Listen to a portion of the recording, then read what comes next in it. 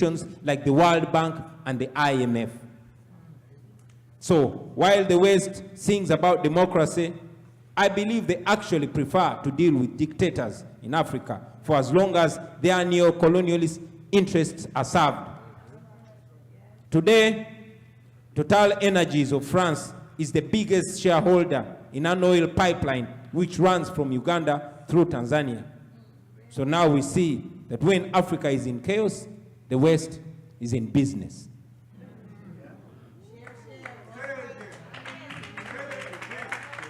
Brothers and sisters, we want a conflict-free Africa which speaks with one powerful voice that will increase the power of our just demands, including demands for reparations, for enslavement, and for colonialism.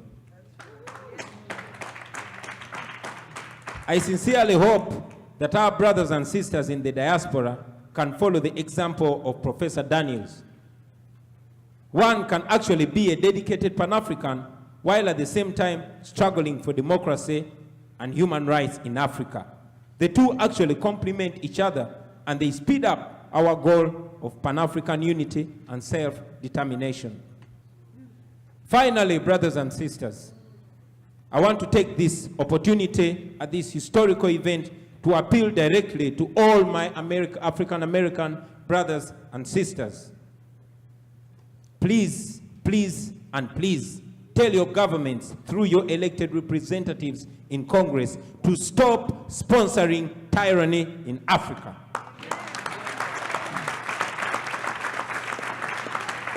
Please tell your American government to stop sponsoring oppression in Africa. Please tell the US government through your elected Congress members to stop paying for our death. The United States government currently supports the military regime of General Museveni to the tune of $1 billion every year. This is your taxpayers' money. This is money given to a tyrant with no strings attached on the issue of democracy or human rights. You are actually paying for our oppression. You are sponsoring it knowingly or unknowingly. And we are asking you to stop it because you have the power to stop it.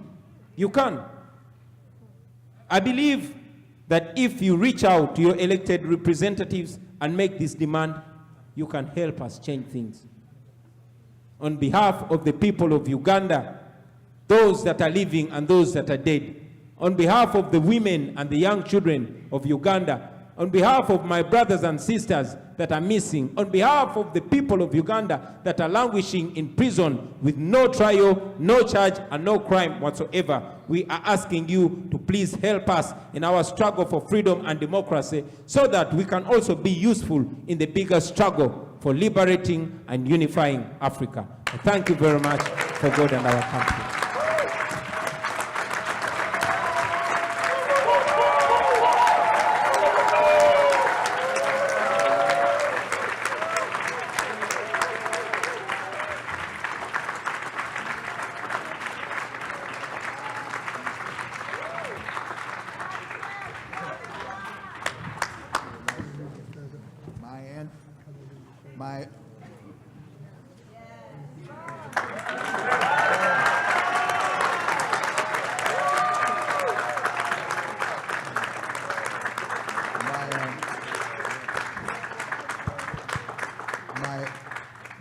Maya Angelou says, strong women and men keep rising.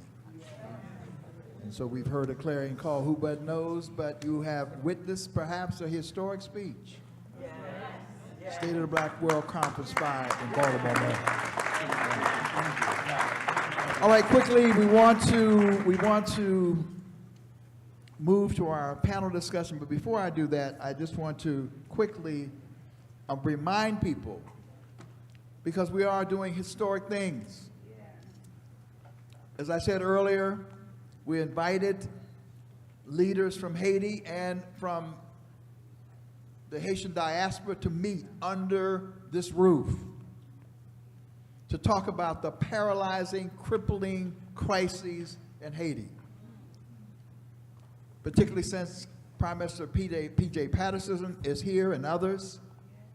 I've reached out to Congressman Gregory Meeks to apprise him of same, so that perhaps we can get a breakthrough in the world's first black republic. And so they're going to have a special session. They're also meeting, and we have people coming from the most promising movement that I'm aware of, the Montana Accord movement, are here. My dear friend, Minister Leslie Voltaire, who we've collaborated on many projects over the years, is here, and you have acknowledged him. But on this coming Saturday, there is a special session. There is a flyer in your chair. The opportunity to take time up close and in a very clear way to hear that which is being proposed, to find out ways in which you can stand in solidarity. We want to announce that there's a room change because we anticipate that the number of people who are going to be attending this is larger than the current room. So the room will be room 301. That is the room that we started off when we heard the historic message from Prime Minister Patterson. So it will be in 301, and it will be over the lunch hour on this coming Saturday. So you just want to make people aware of that, and we want you to be supportive of same. So now I want to just quickly, if I might, just run through the panel and introduce them, and then turn it over to Dr. Julianne Malvo. Beginning at my immediate left is, you've just heard from Milton Alamaty. He is the publisher and editor of Black Star News, but he's also a foundational charter member of the Pan-African Unity Dialogue in New York. To his, next to him and seated is Brother James Gomez, whom I've known for many years. He is the Director of International Relations for the Rainbow Push Coalition, based in Washington, D.C. That is the organization of the Reverend Jesse Lewis Jackson, my friend and a longtime mentor as well. Seated next to him is Dr. Zenzile Dellen. She is the African Union Development Agency's Goodwill Ambassador to the United States. Seated next to her is someone you have heard from before. He is our Secretary of State de facto, Mel Foote, President and CEO of the Constituency for Africa in the U.S. And seated next to him, brother who is the National Director, I have him as General Secretary, the National Director of the Working Families Party that just elected the new mayor of Chicago, Illinois. Maurice Mitchell, we call him Comrade Mo. And now, next to him and seated is someone that I've heard from and about by reputation because of her progressive politics. Someone who comes highly recommended from this great state of Maryland, the new capital that is being proclaimed of Black America, Senator Jill Carter, your own senator from right here in Baltimore. And of course, Miss Futures, the Futures session that she had this afternoon, and you heard her talk about Futures over and over again, Dr. Claire Nelson, Director of the Institute of Caribbean Studies, but the person responsible for the fact that we have a Caribbean Heritage Month. She is singularly responsible for her collectively organizing people to make that happen. And last but not least, my dear friend, I call him Mr. President. He is the president and CEO of the National Urban League. But he is not only the president and CEO of the National Urban League, he is a unique president of the National Urban League. That is because he came up through the Free South Africa movement. He came up in the politics of New Orleans. He is also of Haitian heritage. He was the chairman of one of the most ambitious projects ever undertaken by the Haiti Support Project that was cruising into history on the anniversary of the 200th anniversary of the Haitian Revolution. My dear friend and supporter, Mark Morial, president of the National Urban League. I now turn it over to begin the process, Dr. Julianne Malvo. Good evening, all. Thank you all for being here. It's been such a rich evening, and we're not even good and started yet. Ron has, Dr. Daniels has introduced Brother Morial, so I thought we flipped a coin and I got to do that. Oh well, Mark Morial is a friend of long-standing, a classmate of one of my siblings. We share that New Orleans stuff and the Haitian stuff. My maternal grandfather was Haitian as well. But Mark has just done so much with the Urban League when you think about, and done it in such a classy way. I'm not gonna take too much time to talk about him. What I actually would like to do, Ron, I'm gonna switch it a little bit, let Morial talk first, and then I will bring my comments. Is that okay with you, Brother Leader? I would like, because I think we're all very interested in the state of Black America and what the Urban League has done. They've been publishing this thing for 20 years? 70? Yeah. Those of us who do academia use it as a source book, and it's always very, very well researched. And the indices that they put in there are things that we should be looking at. So I wanted him to precede me because I may jump off a little bit of that in terms of the indices that you've been using to measure the progress in Black America. Without further ado, Mark Morial. First of all, thank you, Dr. Malvo. Good evening, brothers and sisters. Good evening. I want to first salute and thank our friend and brother, Dr. Ron Daniels. He has worked hard and long and tirelessly to ensure that this conference and this nervous system amongst the African diaspora remains intact. And so I really want you to give him a round of applause, and I want to thank him for his many, many years of friendship and support. And certainly to Dr. Julianne Malvo, who always brings it with her own fire and fervor and intellect. My sister, it is always great to share the platform with you. And I would be absolutely remiss if I did not acknowledge our statesman, Brother Reverend Herb Daughtry, who embraced me like Ron did when I we first moved to New York in 2003 and resided in Brooklyn, and had a chance to visit his house of worship and to be a part of much of the work that he was doing. So thank you, thank you, thank you. And I have 4 members of my brain trust at the National Urban League with us today. First, Sister Nat'l, stand up, our Director of Social Media, who I might add is an Ethiopian American. Amen. And then Yvette Badu Nimako, stand up Yvette, who serves as the Interim Director of the National Urban League's Washington Bureau. She is a Ghanaian American. And then Sister Tiffany Major, already recognized, the President of the Baltimore Urban League. And then seated midway to the rear, Sister Jerry Green. Sister Jerry Green works and assists us on issues related to the census. Thank you so very much as a senior advisor. And last but not least, my friend and brother and big brother from New Orleans, Brother Int'l, who is here as always. Let me put some perspective and try not to be too long. As I talk about the state of Black America, I could stand here and I could say that, and it's a fact, that the Black unemployment rate now at last month at 5% is the lowest in recorded history.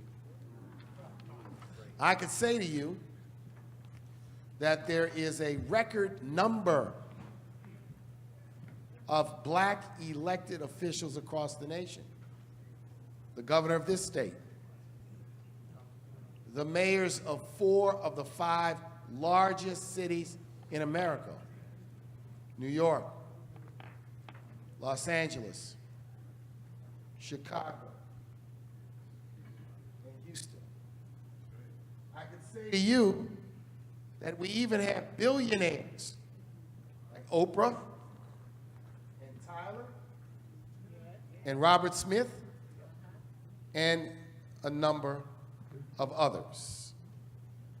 And I could count the singular accomplishments of black people in America in the arts, in science, in exploration, in law, in medicine, in the veterinary sciences. I could do that. I could also tell you that there are a record number of black people in America today who hold college degrees. I can tell you that. And all of that is a fact. And I applaud that fact. But then, I must tell you that the state of black America today puts a spotlight on a movement in this nation. A movement of hate, extremism, and the fueling and watering of the age-old disease of white supremacy. And it goes without saying that that disease of hate and extremism and white supremacy has always been there. It's been there for a long time, over 500 years. It gave birth to the institution of slavery and the transatlantic slave trade. It gave birth to the institution of segregation in this country. And it's always been there, but today it is finding new adherents, new proponents, new promoters, new justifiers, new normalizers. These justifiers and normalizers and rationalizers and adherents and advocates now hold elected office. They're in the Congress of the United States. They're in state legislatures all across the nation.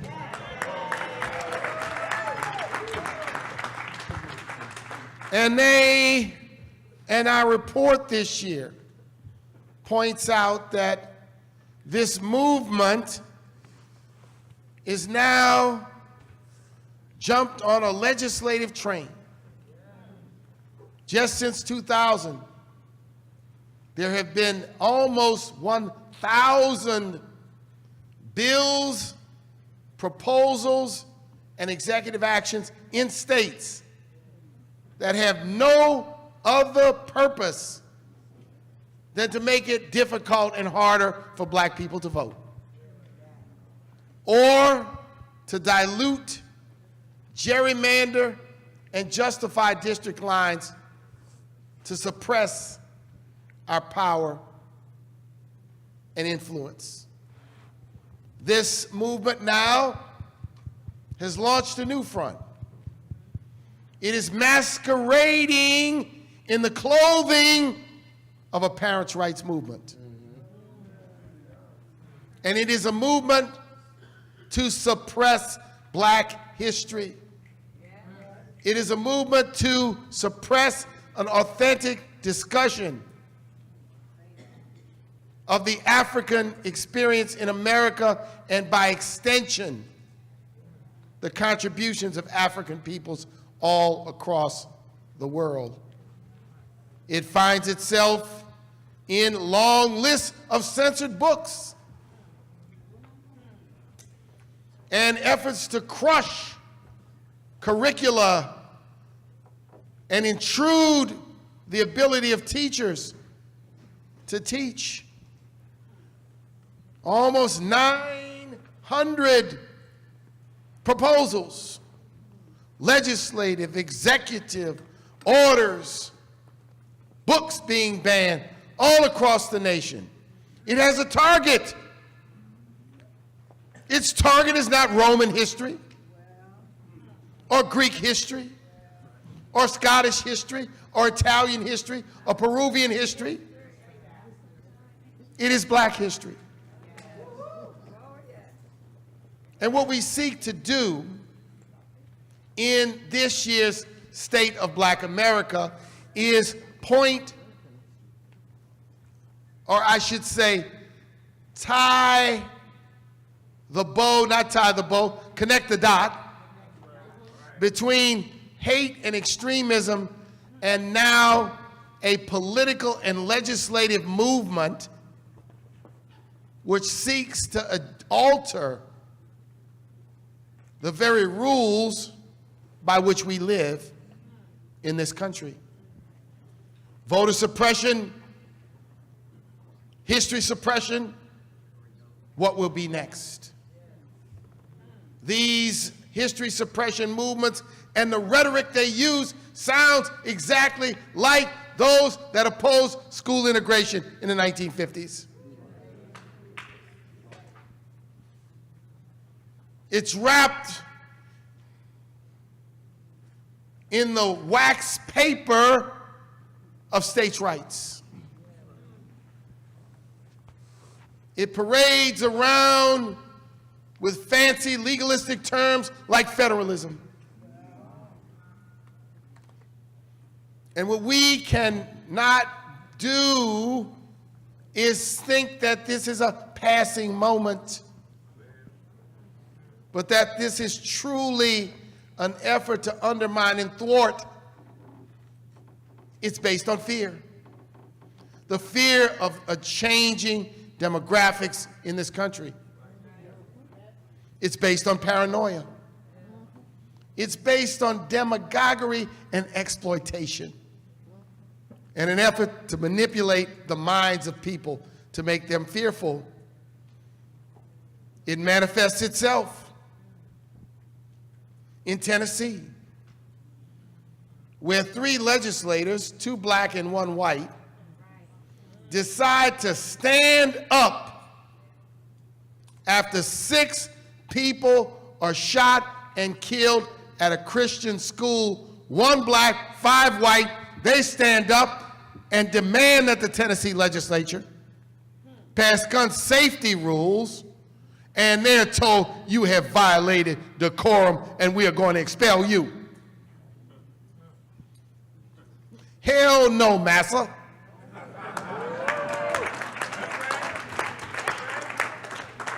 Because that's what it felt like to me. In these days, we have to stand up. And because of the outcry, these narrow-minded politicians thought that they would expel Justin and Justin, but they propelled Justin and Justin and made them global symbols of human rights. Now, I could continue with more examples and more recitation. I want you to read the report. We often, and on every other year, we publish a series of social and economic statistics that are meant to compare the conditions of blacks and whites. But this year, we had to deal with this. We got to put a spotlight on this. When you turn on the lights, that's when the roaches come. And they come out, and then you can see them. And only when you can see them can you what? And this movement of hate is like that. It likes to hide in the shadows. It likes to use justifiable intellectual terminology. And it reminds me that we are transitioning. You know, in the 50s, we dealt with a fellow by the name of Jim Crow. Jim Crow stood in front of schoolhouse doors. Jim Crow was a mean and nasty kind of guy. He turned the water hoses and the dogs on Sunday morning protesters. Jim Crow, he was at the Audubon Ballroom in 1965. He was in the building across from the balcony of the Lorraine Hotel in 1968. He was outside of the home of Medgar Evers in 1963. He was hiding outside the 16th Street Baptist Church in Birmingham, Alabama in September of 1963. And then as Jim faded, then came his son. His son was James. James wore nice suits. James had nice degrees. James was an institutional type of racist guy.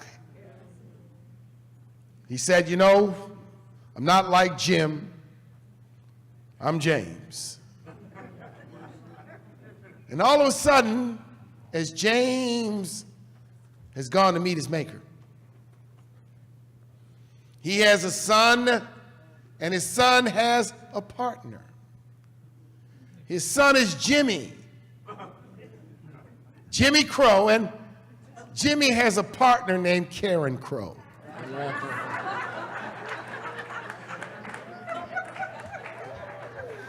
And Jimmy is not like James. Jimmy carries tiki torches in Virginia. Jimmy shows up at the United States Capitol on January 6th carrying flags. Jimmy says, we'll suppress that history. We'll suppress that vote. Jimmy yells, I will not be replaced. We must understand that this movement for civil rights, human rights, liberation, and freedom ebbs and it flows. And we have ups and we have downs. But I'm here today to say we have power and strength. One of the powers and strengths that we must acknowledge and remember here in this room, in this conference, is an amplification and affirmation of this, is this power of the African diaspora. I just had an opportunity and just returned from Ghana. And went to Ghana as a part of Vice President Harris's delegation. Had an opportunity to visit with the President of Ghana, and certainly I was hoping he could be with us at this conference, Ron, as well. But let me say this. There are 1.4 billion people on the African continent. There are almost 50 million people of African descent in the United States of America. There are 40 to 50 million people in the Caribbean region, of whom 90% are of African descent. There are as many as 250 million people of African descent in South and Central America. If you're doing your math, you're nearing almost 2 billion people of African descent on this globe. There are 1.4 billion Chinese, 1.4 billion Indians, people of India. We can't let a conversation about the future of the globe take place without us and without an affirmation and an understanding of what we contribute and bring to the table. And what can come out of these gatherings and these meetings. And if there's one thing I want to see us do more of, we have got to double down on engaging with young emerging leaders. See, we were shaped. If I ask a 25-year-old, who was Kwame Nkrumah? Scratch their head. Who was Kwame Nkrumah? Some, I may ask, who was W.E.B. Du Bois? Oh, I heard that name. I know he's important. My point is, we were shaped by the liberation and civil rights movements. It was part of our DNA, our upbringing, our reason for being. The farther you get away from it in history, to a next generation, it seems ancient. It seems old. It seems like yesterday. But it's not yesterday, because it is foundational and necessitous to an understanding of what we confront today. So we, for example, at the National Urban League, this State of Black America report was released in Atlanta on the campus of Morehouse College. Last year, we were on the campus of Clark Atlanta University. And we had both years panel discussions with students, run by students, to talk about the issues.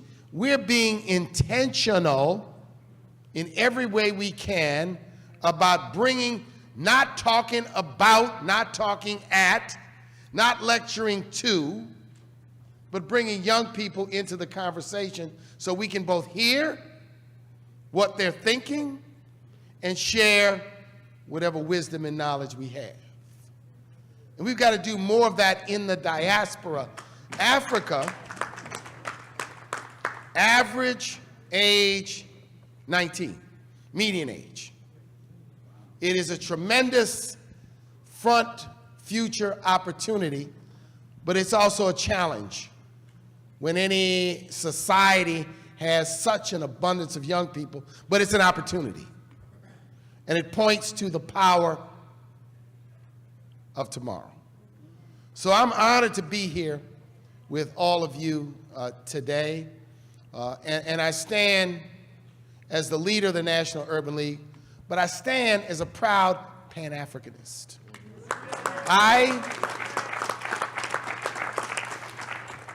On my father's side, our family emanated from Haiti. And in the early 1800s, 1805, 6, 7, they were part of a large group of people, free and enslaved, that came to New Orleans and created a community. And my grandparents were the last generation in our family that spoke Creole as their first language, like many in that community did.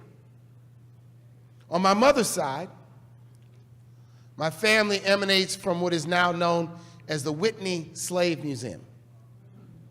It is a converted plantation 35 miles to the north and west of New Orleans. And my mother's great-great-grandmother and great-great-great-grandfather, great-great-grandmother and great-great-grandfather lived on that plantation and were freed by the Emancipation Proclamation. And this history is a guiding force in the work I do. To be a part of not just now, but to be a part of our ancestors. And we owe it to them. In a huge and monumental way, we all do, to continue to do this work and fight these battles. So I'm honored to be here today. Thank you for your time. Thank you for your attention. And I invite you to fight until hell freezes over and then fight on the ice. Thank you.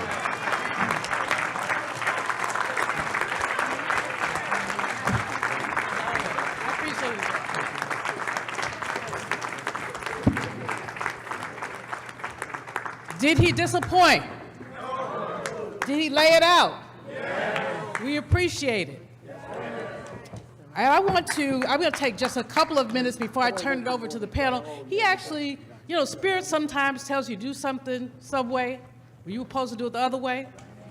I wanted to, when I saw that terrorism was on the agenda for the Urban League, I wanted to delay my remarks about the economy until I heard about the terrorism. Why is that? Because what is the connection between terrorism and the economy? What does terrorism do for predatory capitalists? How does terrorism, when I think about it, I get mad and then can't say it. But how does terrorism essentially cause other people to profit? And how do we see terrorism when we don't see those ticky fools that Mark mentioned with torches? So you don't have to have a torch to decimate a people. We see terrorism with the Republican response to the budget deficit. It is economic terrorism to say that you will cut Medicaid, that you will cut food stamps, that you will cut release for students, that you'll cut benefits to the environment. That's a form of terrorism. What it really does is it puts people all the way at the bottom. And that's a plan. That's a plan. These people are talking about the debt ceiling as if it's something sacred. But they raise it several times under Trump. Oh, Ron, I'm sorry, I just cursed. I said Trump. But in any case, they raise it. They've raised it 4 times as much for Republican presidents as they have for Democrats. And Democrats have gone along with it because who wants our country to default? Who wants to put us in the world space of being basically a soft law? So Democrats have said, we'll go along with you and we'll fix it. But these Republicans said, we're not going along with you. We're going to make you default. They're trying to play hardball, and it's wrong. But what we're seeing with that hardball, so they got all this stuff, the attacks on education, all this stuff hidden under their need to basically dominate. And the more of us there are, as Brother Morial laid out, the more of us there are, the harder it's going to be to dominate. Unless we do something that they wish we would do. Unless we fight each other instead of fighting them. Unless we decide that somehow we'd rather, as opposed to getting reparations, we got some fools, and I did say fools, who before we even pass H.R. 40 want to argue about, well, who should get the reparations? Let's pass the legislation first. It's like us fighting for something we don't have, fighting each other when we see progress happening. Now, the reparations thing is connected to the debt ceiling thing in this way. When people talk about the United States and reparations, what do they say? We can't afford it. Where will the money come from? Same thing they're saying about the debt ceiling. We can't afford to have all that. We can't afford Medicare. We can't afford child care. We can't afford education. Where's the money going to come from? Well, guess where did it come from when they decided they wanted to give rich people a tax cut? Where did it come from then? They made it up. They printed money. They bought from Peter to pay Paul. They raised the debt ceiling. They raised the debt ceiling. 45, I'm not gonna cuss again, so 45 added up. 45 essentially increased the deficit, not the debt ceiling, the deficit, twice as much as President Obama did. Twice as much. But people don't talk about that.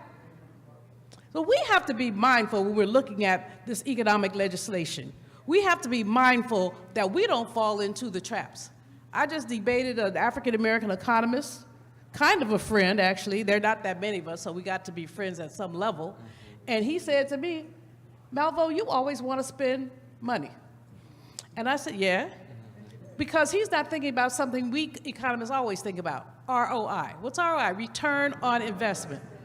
If you spend money on education, the return is going to be educated people who will pay taxes. If you don't, you're going to have a bunch of uneducated people who commit crimes. And then that will allow some people to basically profit because they can build prisons then. But it doesn't do anything for the rest of us. When you invest in medical education, you have a healthier population. How many saw the statistic that said the life expectancy in the United States was dropping? It had been rising, rising, rising. Now it's dropping. Why? Because these are a bunch of unhealthy people. And they're unhealthy not only because of their habits, and I'm not going to go there, but they're also unhealthy because hate is unhealthy. Because if you carry all that hate around with you, it's going to implode somewhere. Of course, I've been waiting for it to implode on the Orange Man, and it hasn't done it yet. But in any case, well, no, I'm not going to take long, because I'm not going to take long, because Brother Daniels will give me the hook. But I do want to make it clear that we must make the connection between terrorism and the economy. So y'all do me a favor, just one. Read the business paper pages of the newspaper. Don't say to anybody, as someone came, lovely sister walked to me, oh, Dr. Malvo, I really love your work. I flunked economics. Don't tell me that. Why would you tell me that you flunked economics? I mean, I ain't got no love for that. Economics is not that difficult. A welfare mother is probably smarter than me about economics. How come? She has a limited budget and she makes it spread. She figures out how to go from here to there to other. So don't tell people, sisters, I don't know math. Huh? I mean, some people think that's cute. It's not cute. Ignorance is never cute. So we have to master all of these things and be real clear that when we understand these things, we can have informed testimony, we can have informed conversations with our legislatures, we can tell them, don't go there, don't do that. Why would you cut Medicaid for poor people? Why are you cutting food stamps? Now, food stamps runs out at the end of next month. Or no, yes, at the end of next month, food stamps runs out. Medicaid runs out. All of these things were supplemented because of COVID, and then I said, well, there's no more COVID. We can take them back. But COVID is still the leading form of death in our country. And despite the macro indicators that Brother Morial shared with us, what about the micro indicators? When you see a 5% unemployment rate of black people, peel back the layers. Who's not being counted? Who hasn't, it really is who's not being counted. And so if you're not counting everybody, I mean, I've got this index I do every unemployment report. The Malvo index says it's about 9.3%. And this is when we do the adjustments between the people who dropped out of the labor market, the people underemployed. We add all that up, it's about 9.3%. Nothing to celebrate. Yes, we're better off than we used to be. Macro. Micro, talk to some poor people. Mark mentioned the 4 mayors of our largest cities. Walk downtown in any of those cities. Look at the homeless. Look at the buildings building up, and then look at who's on the. Do I see any black people up there on that scaffold? I walk around looking. I count them. I told someone I saw a black person on a construction site. I saw a black person on a construction site. Let's connect the dots, people. Let's understand that there are those who would oppress us, who would continue to oppress us. And they will do it only through our ignorance. We can't fight each other. We have to come together. Now, let me quickly say, I am the Dean of the College of Ethnic Studies at Cal State LA. Reporting to me is Pan-African Studies, Chicano Latino Studies, and Asian American Studies. We are building a department of American Indian Studies. Why do I share that now? 1,600 pieces of legislation have passed banning books.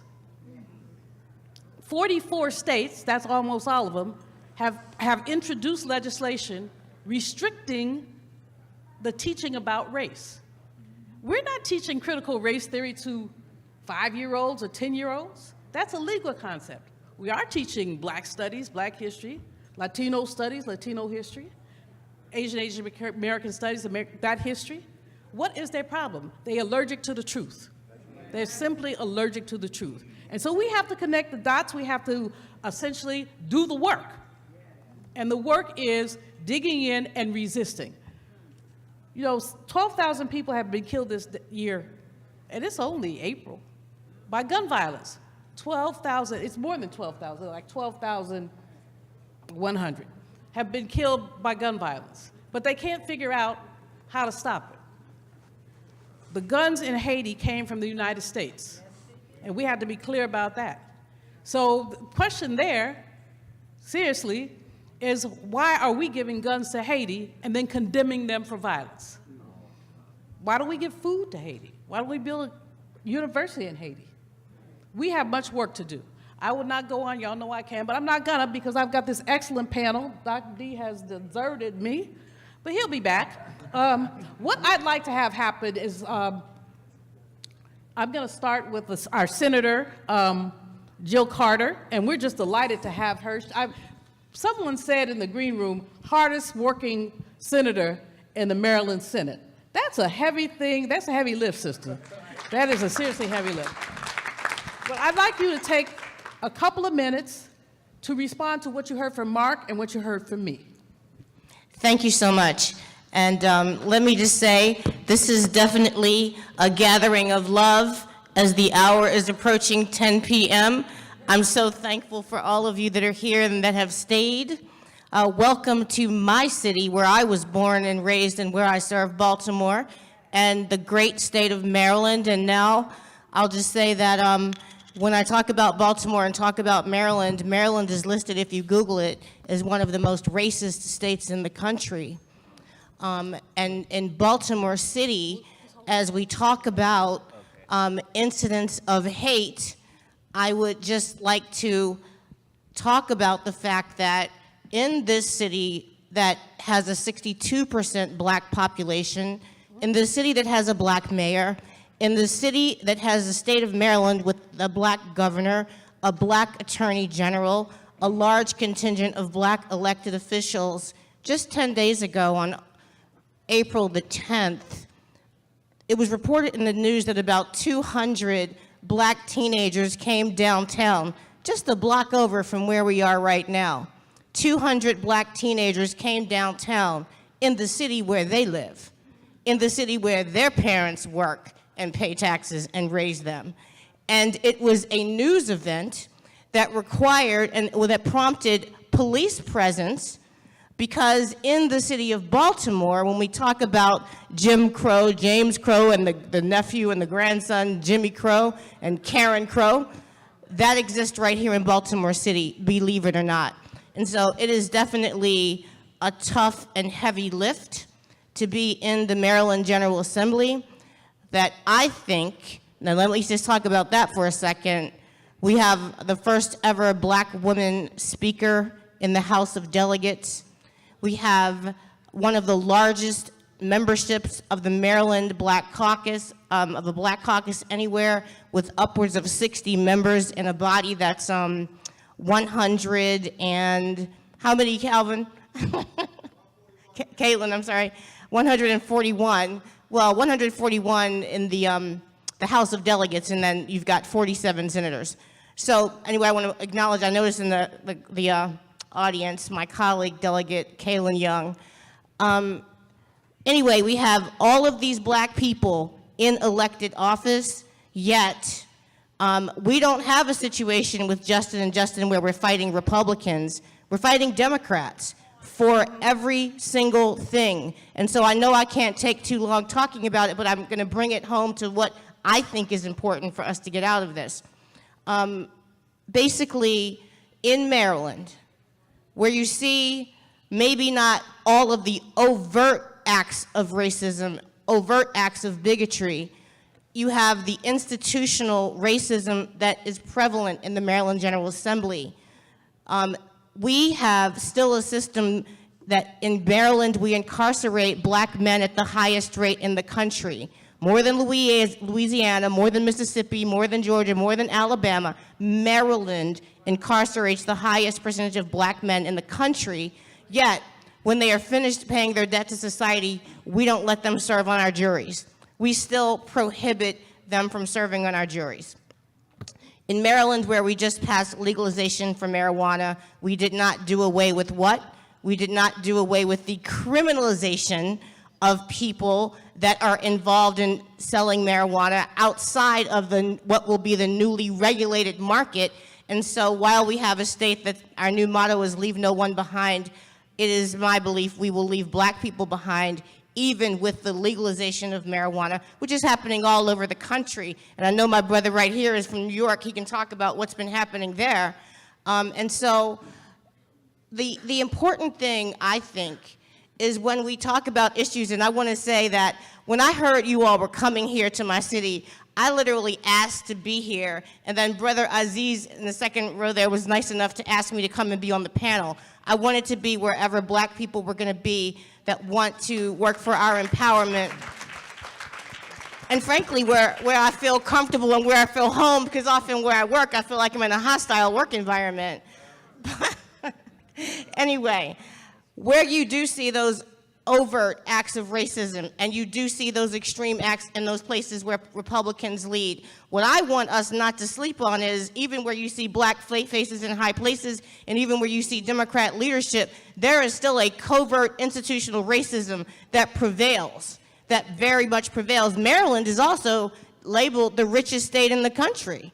The richest state in the country, yet we have many, many impoverished people, particularly in my city, Baltimore City. We still haven't even raised the minimum wage up to 15, even though it's coming very slowly.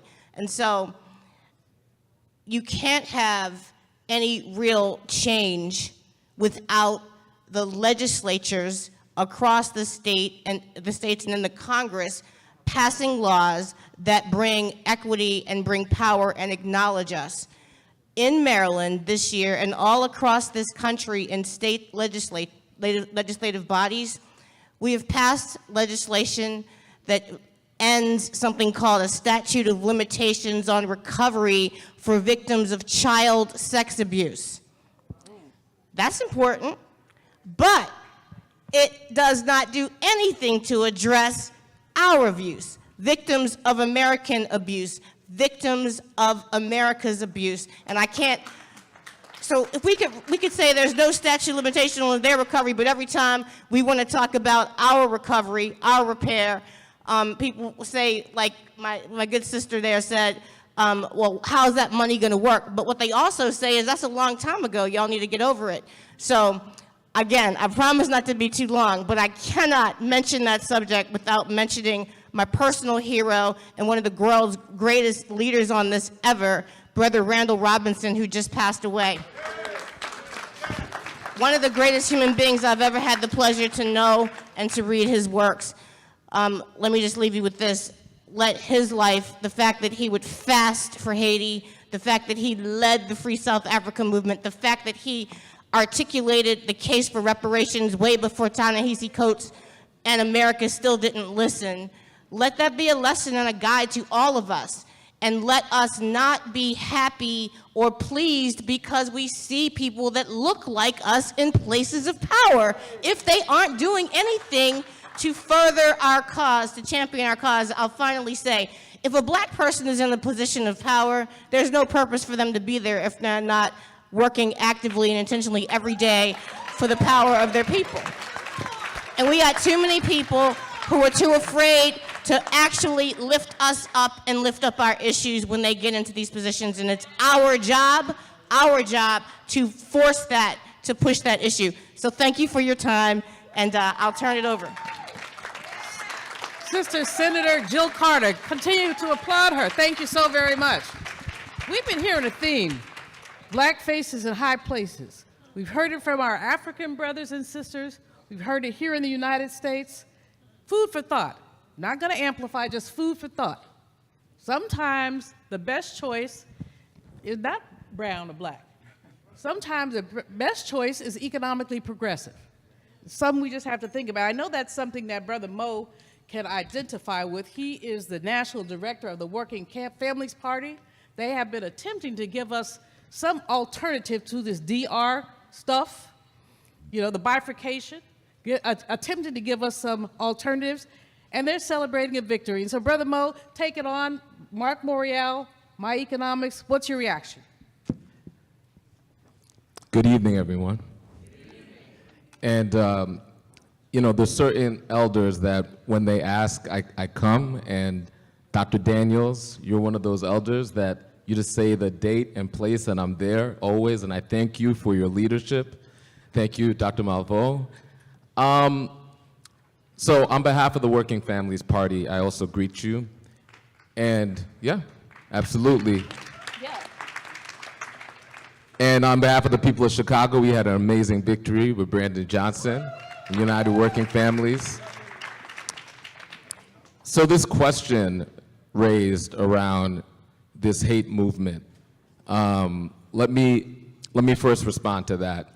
So this white Christian nationalist movement that we're talking about, it's a hate movement, but I don't generally like to talk about it as a hate movement because I don't want to moralize about it, and I don't want to get caught up in vibes and emotions. I'd like to talk about power and strategy, if that's okay?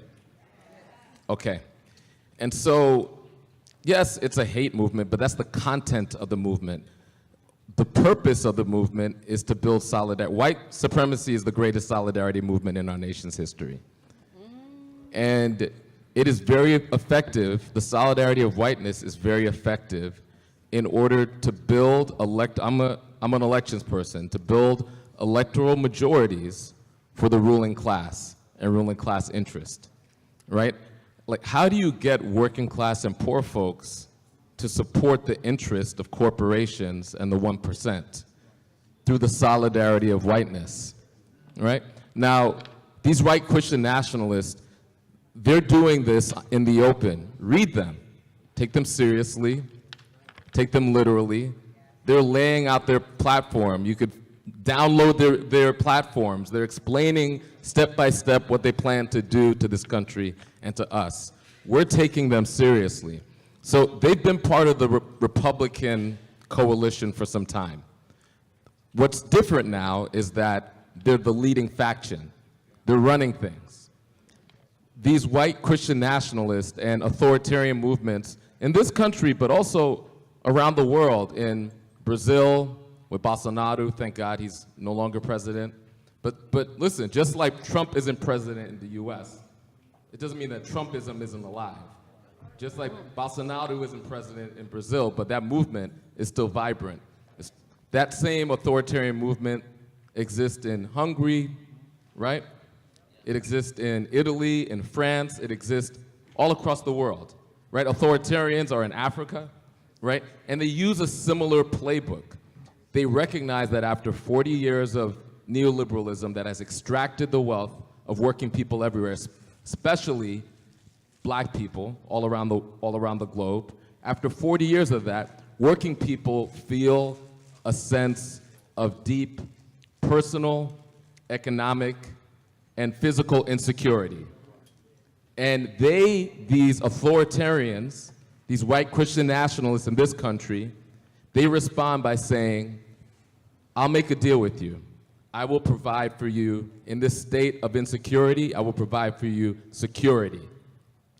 In exchange, take away all your rights. Give me your rights, and I will provide for you security.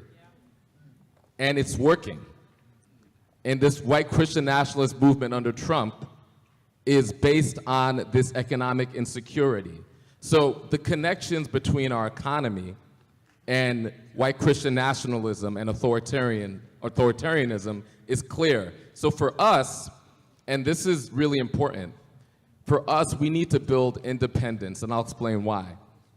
In response to these right-wing authoritarians, you have parties that aren't left-wing, that aren't people's parties, that aren't workers' parties, but they're neoliberal parties, right?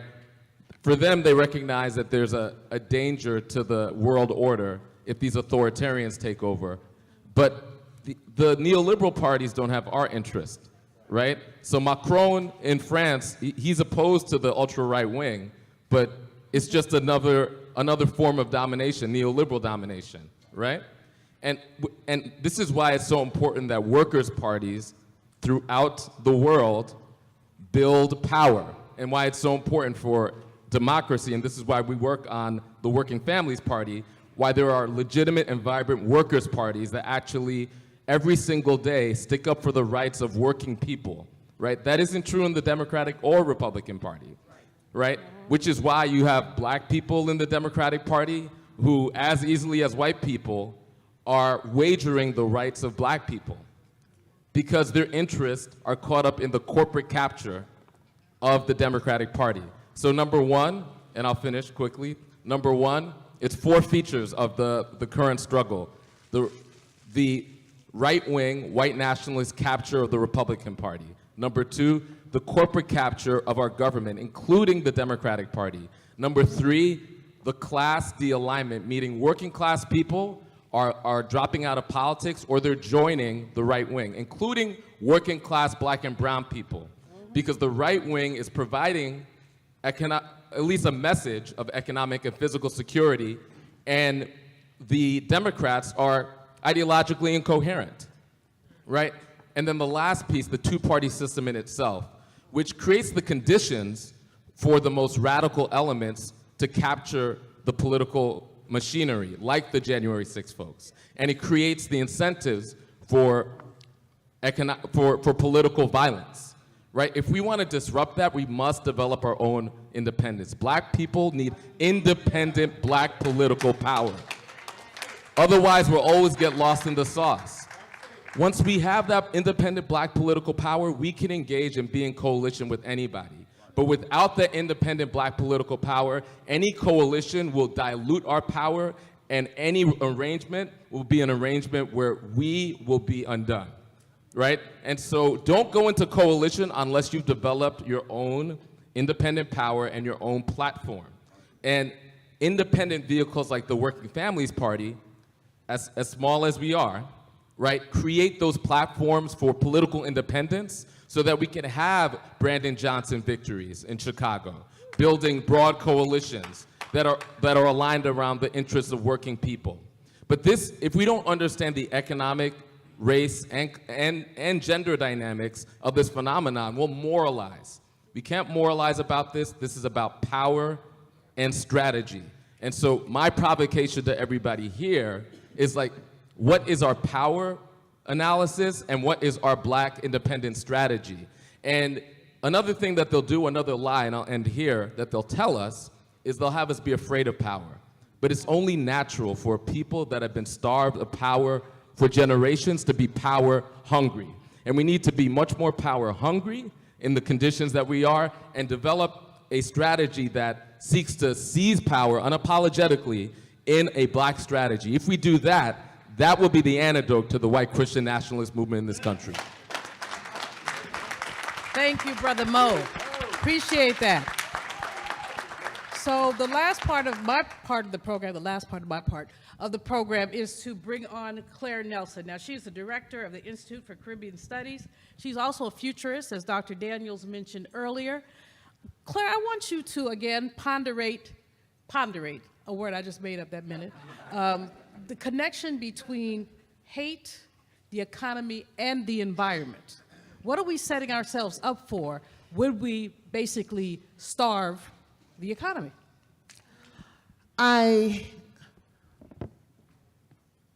500 years ago, they took our people in chains. They told us we were simple, that we didn't have brains. Told us we were dumb, that we didn't have a clue, but you all better know what you all got to do. We have a great history, we're a great people. We're a mighty people, but to know our destiny. But you have to emancipate yourself from mental slavery. Know your culture, know your history. Know all it can be all it can be, because knowledge is power. The truth shall set you free. So having said that, one of the contentions I've had is that we have not been able, as a black community in America, to situate ourselves in the global conversation about power and the new economic world order which is being worked out right now. We can say that this hate energy is rising up in response to the fear of being irrelevant. Not just in America, but globally. So this concept of a minority, first of all, is one that it took me a long time as an immigrant to understand. What you mean by minority? I mean, most of the world is not white. So some of us are still in a minority state of mind.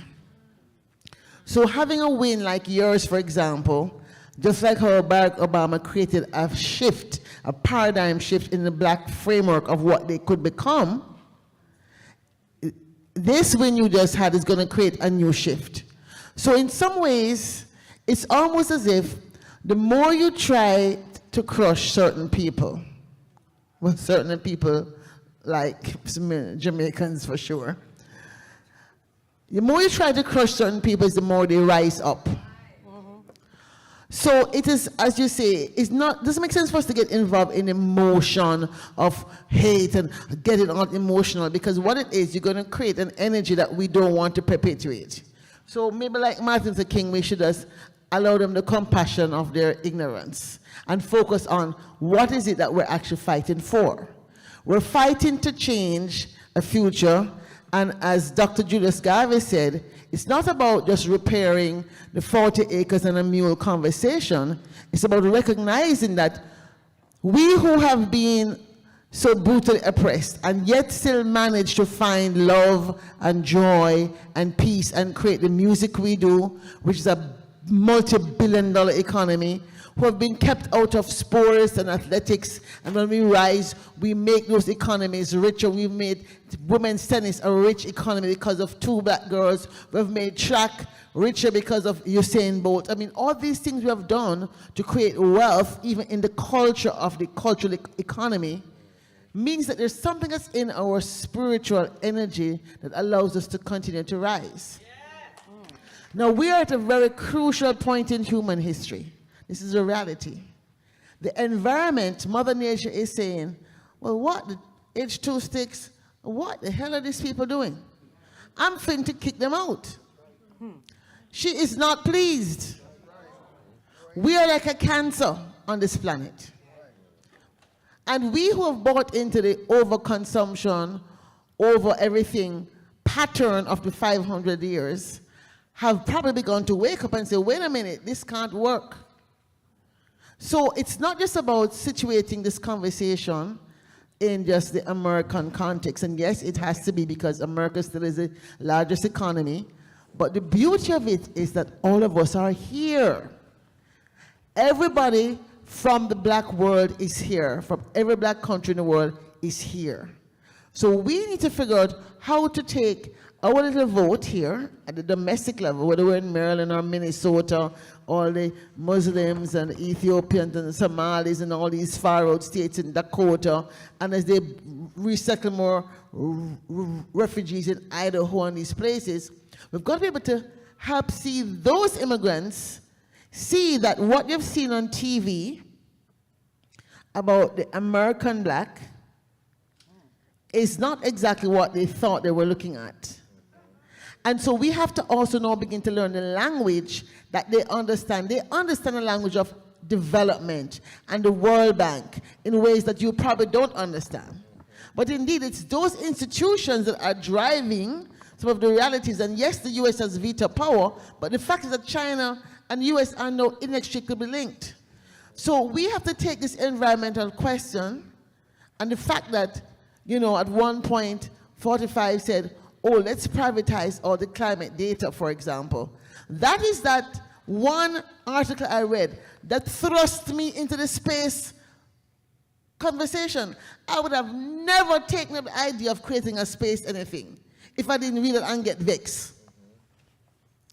So to wrap up, I think we need to think about how do we use the Global Sustainable Development Goals language, consider Black America as a nation within a nation, and apply some of those indices, and take some of these cities like a Baltimore and say, you know what?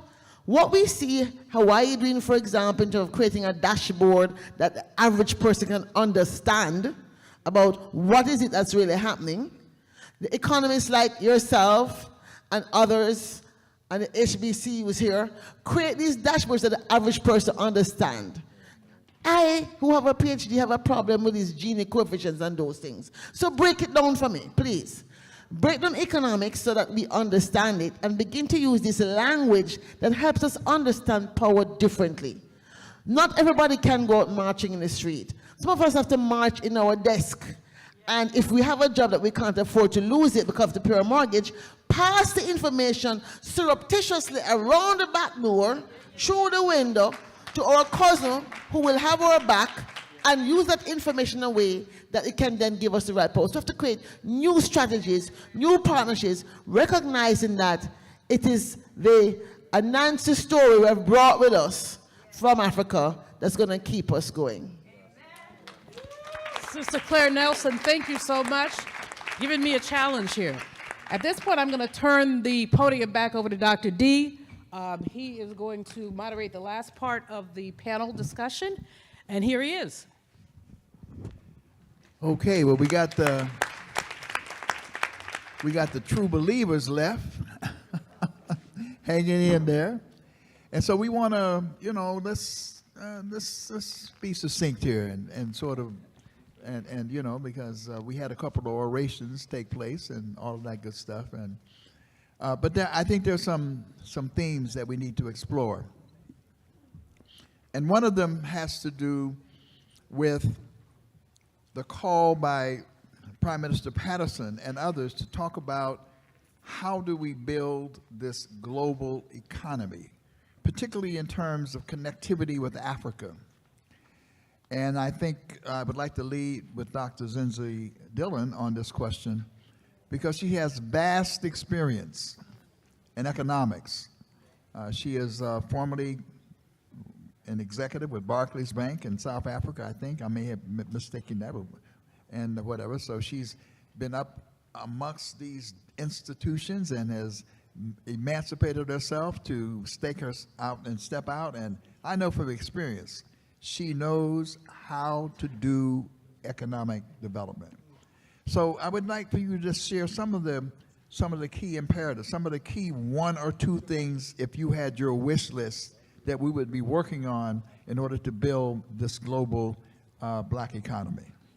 Thank you, Dr. Daniel. All protocol observed.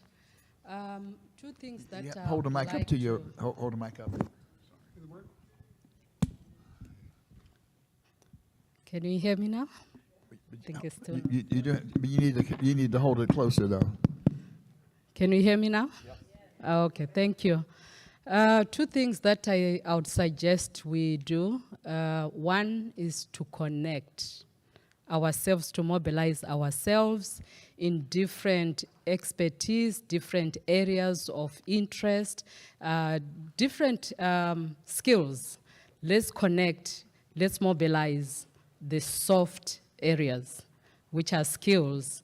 And then we go to Africa. We have done this before with Dr. Daniels, including Dr. Fraser.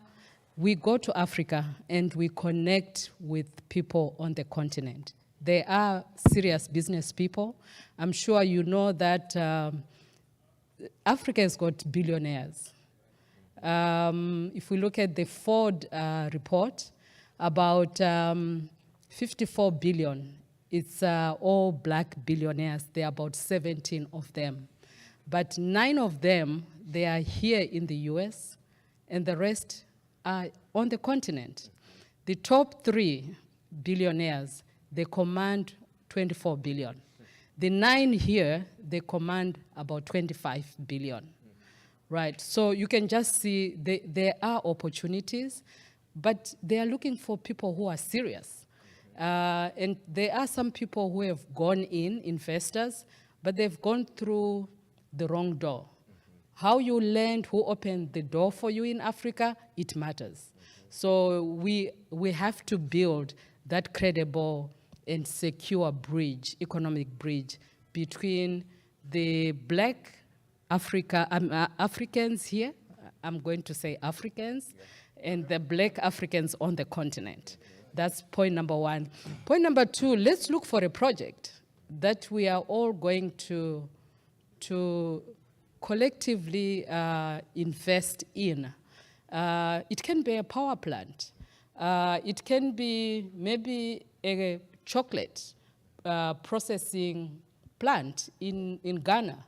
You look at Ghana, Cote d'Ivoire, West Africa, they are actually producing 70% of the global cocoa.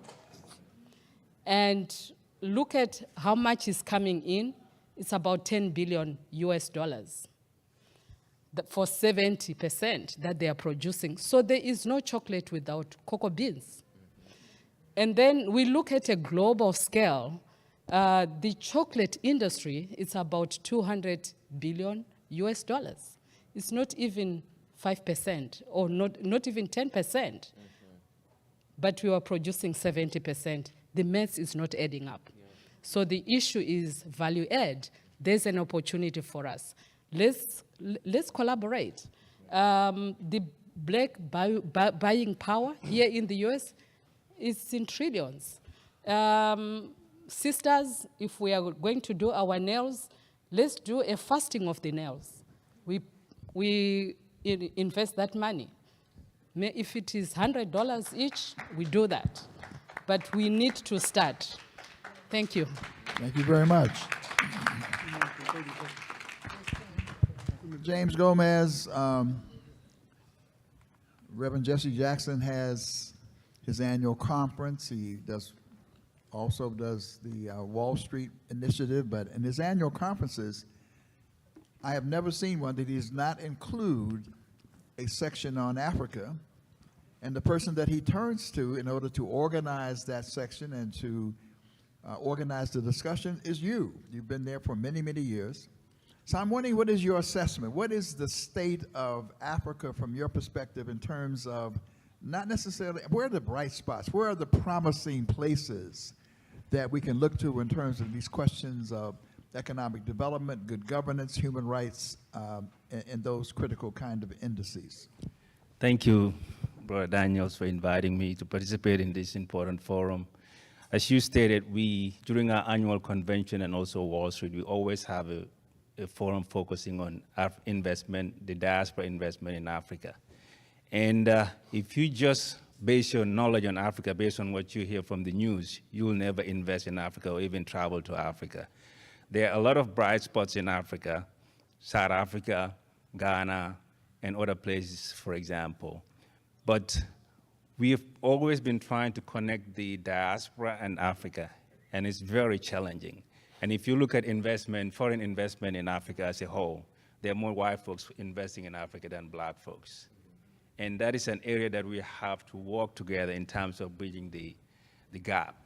And we can do that through communicating. I know that we're speaking to the choir here, but we have to reach out to the 50 million people that the brother stated here, that African Americans in this country. And we have to translate those 50 million African Americans into action, which includes lobbying for Africa by engaging members of Congress.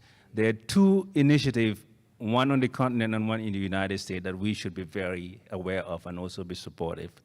The first one is the Africa Free Trade Zone, which is very important to open up the continent, and this is the first time you will have African trading amongst themselves. If it goes through, and all these countries participated in the way they should be, there will be more investment into the continent. And the second one is AGOA. This is the Africa Growth and Opportunity Act. It is due to be renewed in 2025. And this is a free trade zone between Africa. Africans can sell their products in the United States without having to go through tariffs and stuff. There are some qualifications on who should be, depending on your record on democracy and human rights and stuff. But we should be engaging our members of Congress, especially those in the Congressional Black Caucus. One of the people that spearheaded the Africa Growth and Opportunity Act is Congressman Rangel. And, but now we have other African Americans in Congress who are in position of power that can help push this trade issue. You have Mix in New York. Reverend Jackson's son, Jonathan Jackson, was just elected as member of Congress. He is in the Foreign Affairs Committee, and he's also in the subcommittee on Africa. And there are other, important members of Congress like Maxine Waters and, Barbara Lee and stuff. So we should be more engaged in terms of advocating for Africa. And Bobby is not here, but he mentioned something about advocating, lobbying our members of Congress to make sure they are not supporting these dictators and other authoritarian in Africa. And one thing that Reverend Jackson always preached when he talked to African Americans everywhere is that we have to be more involved in the process, because we have to believe in ourselves that our foreign policy should not be foreign to our values. So we have to make sure that the things that we aspire for ourselves here are the same thing that we aspire for Africa. Thank you. I remember Reverend Jackson saying that, talking about the consistency in terms of foreign policy. That was one of the cornerstones. I happen to have played a little role in the 1988 campaign, and I remember him, talking about that. Appreciate that. Mel, that AGOA Act, you might have had a little something to do with that. I kind of might have recollect. And so I know you are our Secretary of State, and you're helping to formulate policy and whatever, and you've spoken on these things, but another opportunity to talk about the challenges and opportunities as you see them. And what is it that you would say to our audience here in terms of the development of this global strategy that you feel is most important? Well, first of all, Ron, I want to thank you again for convening us. It's wonderful, the community that IBW commands is really a community of people who love Africa and who love Africa people. So for me, it's kind of like a vacation to come to your meetings, a chance to really listen and hear and understand what people want. My view is, we have a lot of work to do. And those of us who have been in the struggle for a considerable time will recall we've made a lot of progress, but we have a long way to go. And from where I sit, the U.S. government, I work to try to shape the U.S. government, and I've actually succeeded in many regards. I got them to commit to HIV/AIDS legislation, $20 billion, George W. Bush. I've gotten $5 billion to launch the Millennium Challenge account. AGOA, we've done well on AGOA, but part of the problem is communication. The Africans got to do their side. We had for the last 25 years, AGOA was law. It was something that we could take advantage of. But did the countries produce the products for the U.S. market? No. So where I come from, I'm leaving on Tuesday to go to Nigeria. And I don't know, I got a lot to tell the Nigerian brothers and sisters based on what I learned here at the conference this week. But the bottom line is, we have to get beyond agonizing and get on with organizing, And, that's a big part of it. Another big thing we got to do, we got to engage the next generation of leaders. I have a young daughter who took me to my birthday this past week, and she's getting ready to graduate from Georgetown University with a master's degree in global human development. She's going to move on to become a Foreign Service officer for U.S. Agency for International Development. Now, I'm a former Peace Corps volunteer. That's how I got involved. I graduated from college. 1 month after college, I was in Ethiopia at the height of the revolution. But when you're 22 years old, the bullets bounce off. So it's exciting. It's exciting. But, you know, Peace Corps has like less than 2%, 3% black participation. And, you know, they pay your transport, they give you cross-culture training, they pay your housing. You know, it's an internship, if you will, you know. But how do we get more of our African Americans? And my daughter followed me up. She went to the Peace Corps, you know. And so we're kind of like, they call it a legacy program, you know, where we actually, now we're impacting Peace Corps policy. And I'm leaning on them to increase diversity in the Peace Corps. We should be talking about 40% of the volunteers going to Africa, at least 40% are black, you know. You know, how are we talking about 2%, 3%? You go to these programs, 30 volunteers and only one black out of the group. We got to change the paradigm. But I think we have to get beyond talking about it. I mean, right now, all of the people who should be in the Peace Corps are probably in bed already. Only ones up at this time are us old people, you know. But we got to reach the young ones. We got to reach these kids, and they need to be in mass involved in the foreign service to shape policy, to carry out trade, to do the stuff that we're talking about. It won't be us. It's going to be the next generation, whether you like it or not, you know. And so my message is around, I think, you know, what you do is indispensable, you know. And I think you guys really ought to acknowledge this guy, Ron Daniels. Really, I mean, you know, he won't take no for an answer. So I'm totally consumed with you. We're going to sit down and talk about strategy going forward, because everything is predicated on strategy. If you don't have a strategy to do stuff, you get nothing done. And you know, my strategy in Washington, I work with the halls of power. I work with Congress. I work with the World Bank. I was a consultant there for 2 years. Wonderful environment once you get inside the building. But the policies that come out of it, boy, it'll turn your stomach, you know. I work with the State Department. You know, I work with them. I try to pull them together. I try to pull us closer so that we can have some impacts. It's one thing to stand outside and throw eggs, and we need the egg throwers too. But we also need those of us who can go on the inside and actually provide recommendations to make the policy. So I'm just going to say I'm ecstatic about this whole conference, and I'm looking forward to working with folks going forward. So thank you very much for the opportunity. Thank you. And finally, Milton Alamati, we thank you for the work that you are doing, Black Star News, the Pan-African Unity Dialogue, and thank you. And having the audacity to, against all odds, because you know you get these folks that are dictators, and they have the arms, and they have spies, and they have, you know, and they'll threaten you, and all of a sudden I hear they're trying to invite you to a meetings and have some conversations in private. I mean, you better watch yourself, brother. They're trying to buy you off. We see you driving we see you driving a 2 or 3 Mercedes Benz. We may know what's going down. But no, we thank you for the work that you're doing, and also helping to bring Bobby Wine here.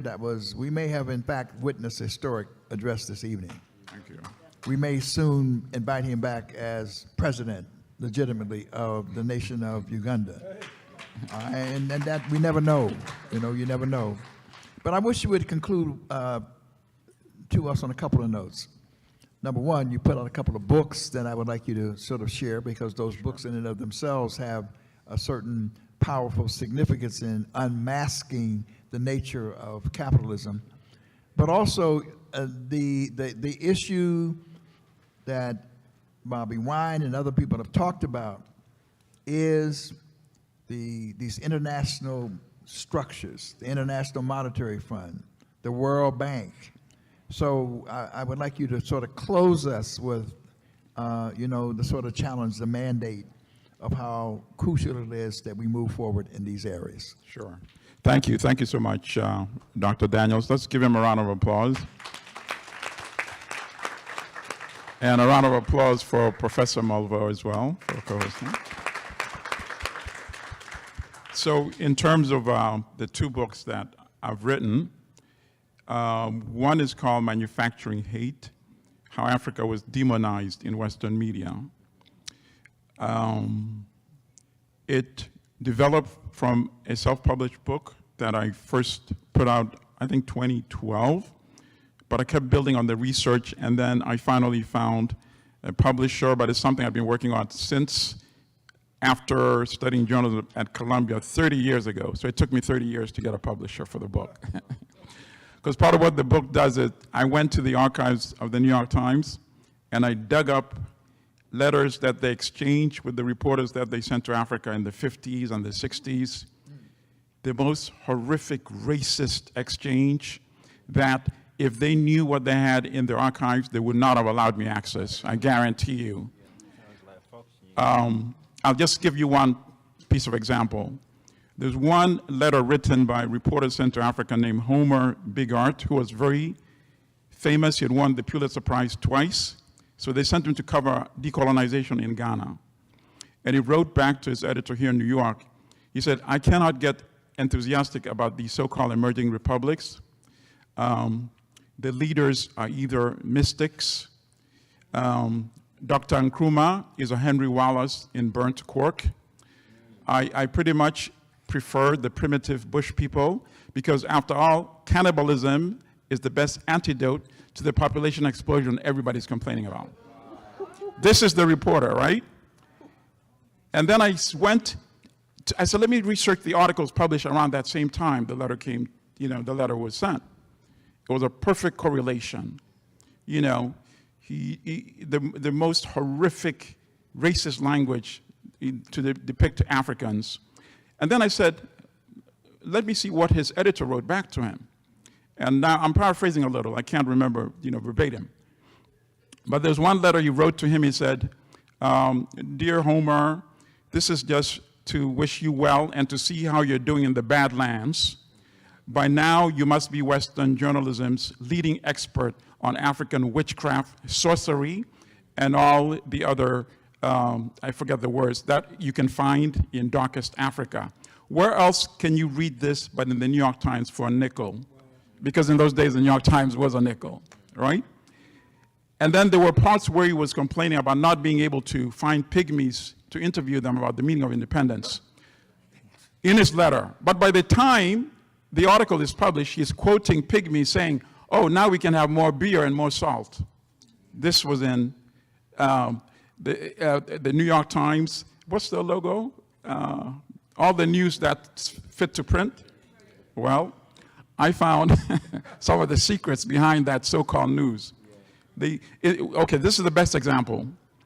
I found a letter from a reporter named Lloyd Garrison, a descendant of the abolitionist.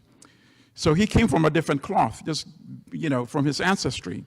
His letter was complaining to his editors. He said, who inserted that reference to Nigerians dressed in grass leaves, skirts?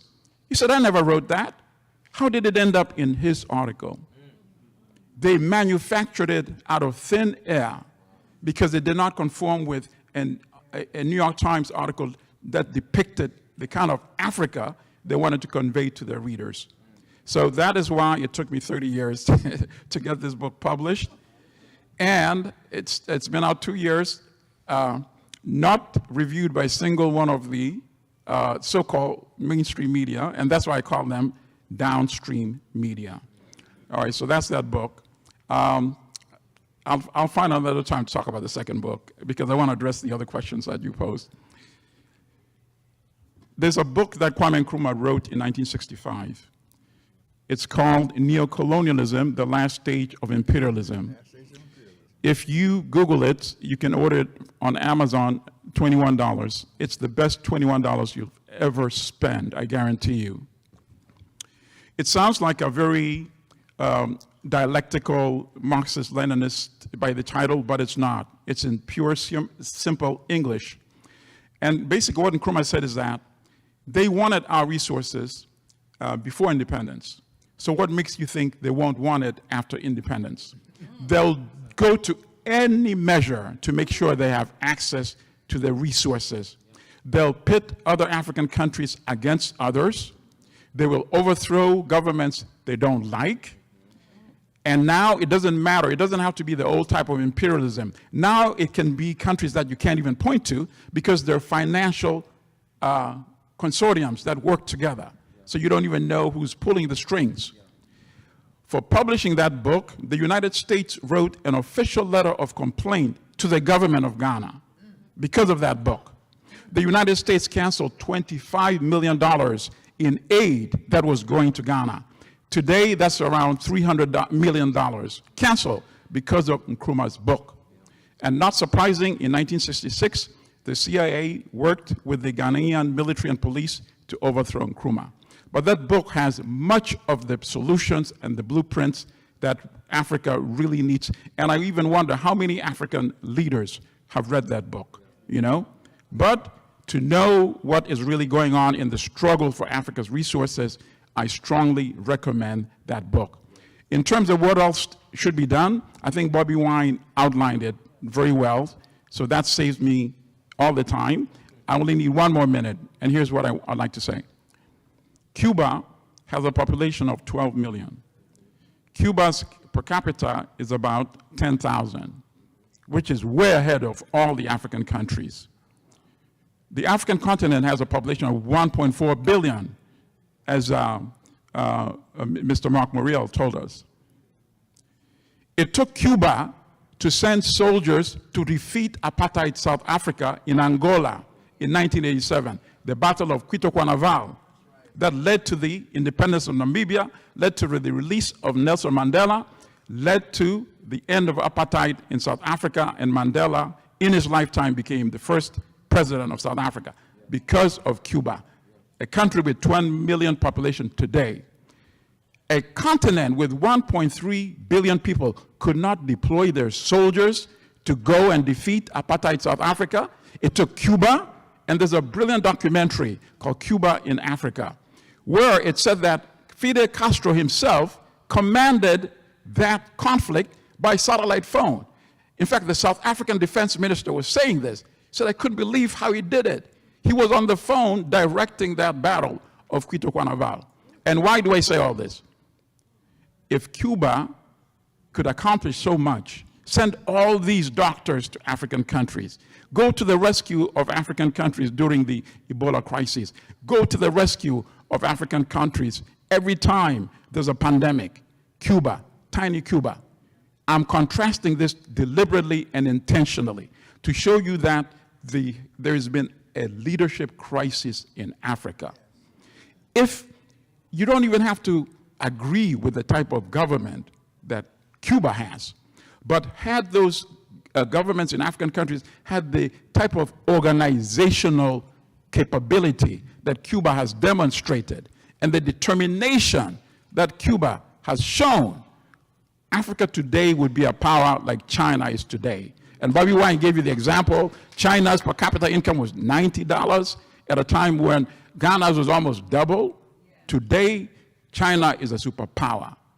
Let's not be lenient on these misrulers who are perpetuating colonialism in a different way in Africa. Just because they look like us, if they're against the interests of Africa, let's help the young generation that are coming up get rid of these obstacles to Pan-African development. Thank you, sister and brother. All right, all right, all right.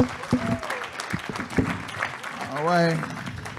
We say global Africans rising, global Africans rising, empowerment, reparations, and healing, an appropriate theme for State of the Black World Conference #5.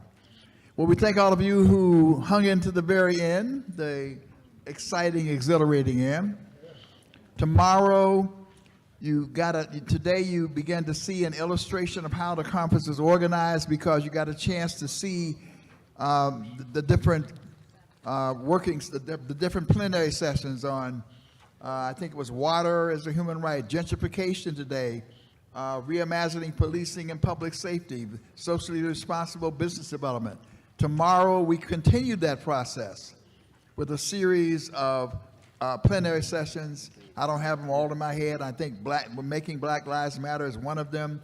I think another one of them is the issue of gun violence and murders in our community is the second one. And I think there's, and building the global reparations movement. And then finally, we're going to have an incredible session on the role of hip hop in the Black freedom struggle. All of that's tomorrow, and y'all been listening to me say a few rambling words. Maybe I'll have a little bit to say tomorrow night. But we're also going to have, you know, our libations. We're going to have the drummers back. Are them drummers bad? I mean, Baba, he laid it out for it. That's Kareem Aziz.